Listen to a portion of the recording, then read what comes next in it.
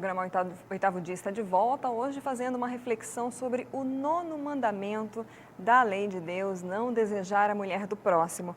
Padre Paulo, muitas vezes as pessoas, elas se veem já com o desejo, né? Nem sempre ele acho que na maioria das vezes, na verdade, não, ele não é consciente no momento em que ele deseja. Então, o caminho seria a crítica desse desejo, essa reflexão logo em seguida? Veja, na realidade, nesse campo da tentação, o pecado ele se dá por estágios, não é? Existe aquilo que os padres espirituais chamam, em primeiro lugar, um ataque. Um ataque quer dizer o seguinte: esse ataque pode vir do demônio, ou dos seus próprios instintos sexuais, ou dos pecados que você cometeu no passado, que estão lá pressionando para você voltar a cometer. Seja como for, a origem do ataque não interessa, né? Podemos considerá-lo como do demônio. Vem aquele ataque, aquela flechada do maligno. Vem aquela sugestão, aquela ideia. E se, né, você fizesse tal coisa? E se? Essa ideia em si, ela não é pecado ainda. Ela é somente uma sugestão. Mas, logo em seguida, ou você rejeita aquilo, né? E como mentira, né? Diz imediatamente, não, isso é mentira, isso é bobagem, aí não tem felicidade. Ou você se detém sobre o pensamento, e aí surge a segunda fase, que é o deleite, onde você vai degustando aquela ideia. Você se demora naquele pensamento, naquela fantasia. Aquilo parece bom, desejável, propício. E aí você vai degustando aquilo. Ali já aconteceu algo de pecado, né? Então, quando a gente confessa maus pensamentos, né, pensamentos de índole sexual, etc. e tal, aqui já é o pecado. Se você simplesmente tem um mau pensamento, é uma coisa. Se você alimenta, é outra. Eu me lembro, quando eu fazia catequese, era adolescente, um aluno perguntou para o padre, que era nosso professor de catecismo: padre, eu não posso evitar ter maus pensamentos. O padre disse: olha, você não pode evitar que o urubu sobrevoe o telhado da sua casa, mas você pode evitar de pôr carniça no quintal. Não é? Ou seja, de alimentar aquilo. É a minha correspondência, a minha atividade. Não, aí o pensamento vem e houve o deleite. Um terceiro passo, que torna ainda mais grave o pecado, é quando eu passo para o diálogo. Eu começo a dialogar com o pensamento. Eu começo a dizer assim: não, mas aí o que é que eu posso fazer para que isso aconteça? Né? Então você começa a deliberar. Não, porque aí eu posso convidá-la, eu vou lá, falo isso para ela, falo não sei o que, tal. Começo a dialogar e planejar um pecado. E aí, a quarta etapa, que aí já sai do 9º mandamento e cai no 6º mandamento, que é o pecado contra a castidade propriamente dito, é a realização do pecado. Então, ataque, deleite, diálogo, o pecado consumado. Então, aí nós vemos um resumozinho, né? Um resumo desse caminho. Qual a saída? A saída é rejeitar a sugestão desde o início. Os santos padres dizem que nesse campo aqui, a única vitória possível chama-se fuga. Fuja, porque não queira dialogar nem com o demônio, nem com os seus pensamentos, porque o demônio tem razões muito mais fortes do que você. Ele tem o seu corpo do lado dele, né? O seu corpo quer. Então, o demônio tem um aliado, né, bastante forte. Então, não dialogue, fuja. O senhor falou bastante, nós falamos bastante sobre a atitude dos homens, e o senhor também já tocou um pouco em relação às mulheres. Como as mulheres devem agir diante de toda essa situação de desejo, de ela querer se mostrar? O catecismo fala um pouco no pudor, né? O senhor pode explicar um pouco o que é isso? Exato. Veja, é a virtude do pudor ou da modéstia, em que a mulher ela deve aprender que existe uma caridade em não ser ocasião de pecado para o outro. Existe um falso moralismo das pessoas que dizem assim: não, mas a maldade está em quem olha. é auto-engano, ou seja, na verdade você se vestiu daquela forma porque sabe que aquilo atrai. Né? Algumas mulheres perguntam, mas padre, por que é que eu tenho que colocar a saia abaixo do joelho, não pode ser acima do joelho? Né? Qual é o pecado? Que puritanismo é esse? Por que é que eu não posso pôr a saia acima do joelho? Bom, veja, as mulheres sabem por que é que elas querem a saia acima do joelho. Porque é mais provocante. Porque é mais atraente, não é? Ou seja, a pergunta pode ser feita ao contrário, ou seja, e por que não colocá-la abaixo? Ah, porque abaixo, 3 pontinhos. Qual é a resposta? Ah, abaixo fica, aspas, feio, não é? Ou seja, você não fica tão atraente como se fosse acima. Então, existe ali um problema, não é? Veja, não existe na Bíblia nenhum versículo que diga quantos centímetros deve ter uma saia.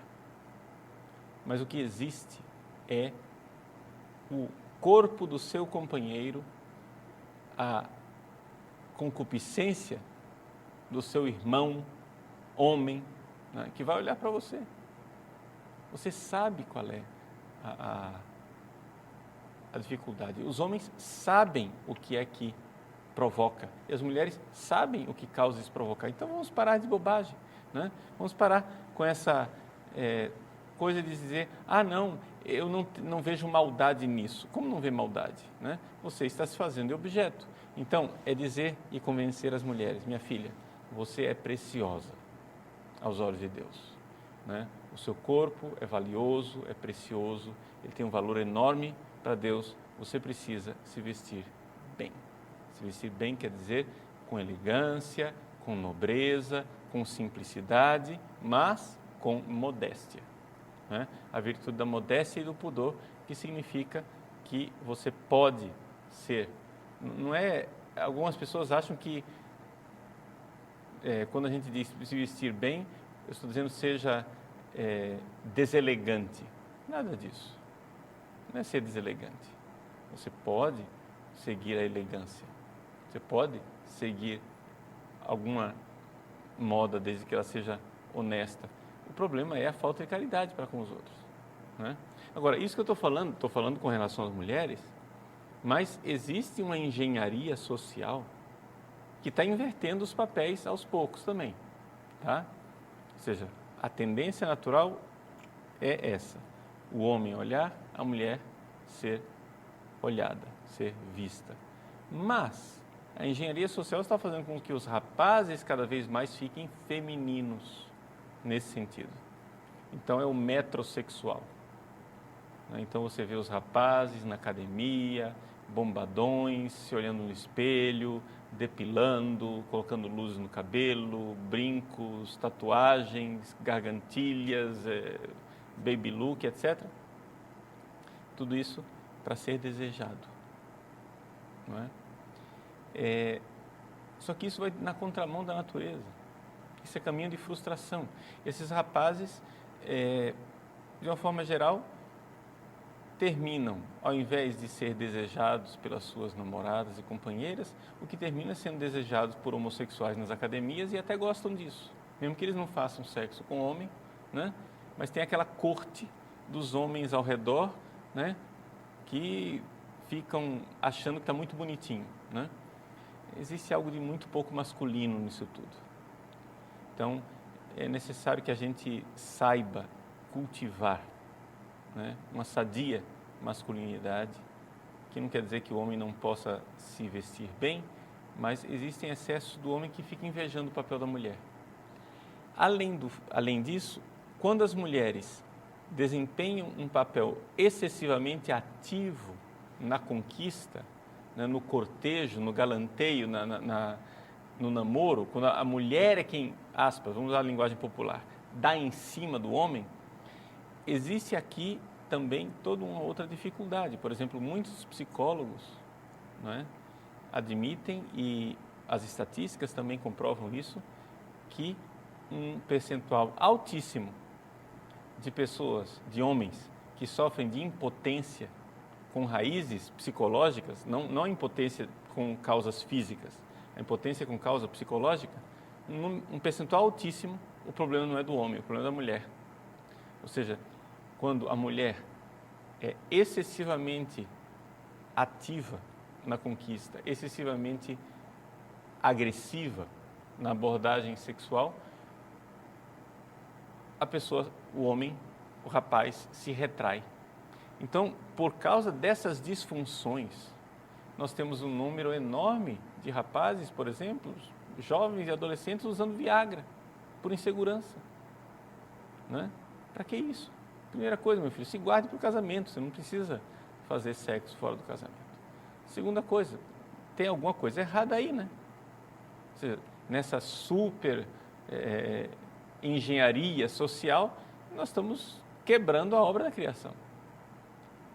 Então, estamos, assim, exacerbando, na verdade, desequilíbrios que já estavam no homem por causa do pecado original e estamos levando ao extremo esses desequilíbrios.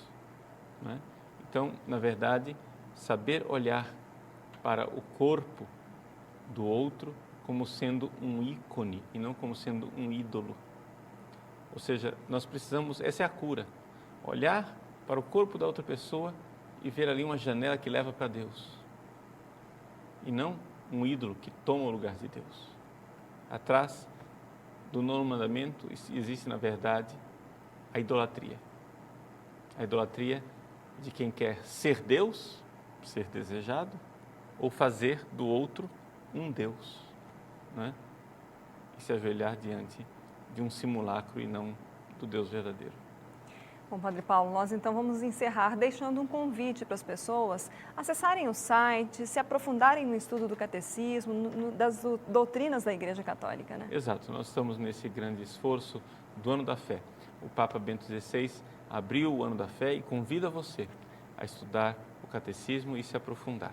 Você vai encontrar, né, alguma informação a esse respeito no site padrepauloricardo.org e não deixe de contribuir também com a Canção Nova, para que a Canção Nova seja realmente esse grande veículo de evangelização que leva a fé ao Brasil e ao mundo inteiro. Nós ficamos por aqui. Até a semana que vem. Glória a Jesus, o Senhor.